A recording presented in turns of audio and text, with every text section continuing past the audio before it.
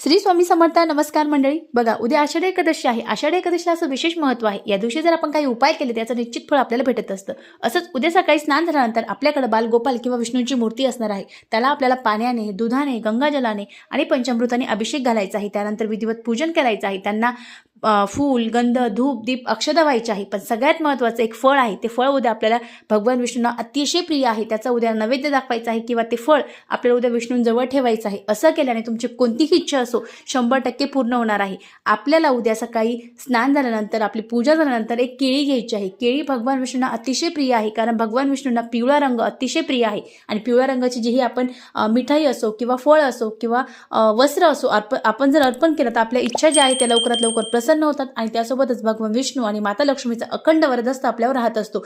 त्यामुळे उद्या न चुकता आपल्याला आषाढी एकादशीला म्हणजे उद्या केव्हाही तुम्ही भगवान विष्णूंना एक केळी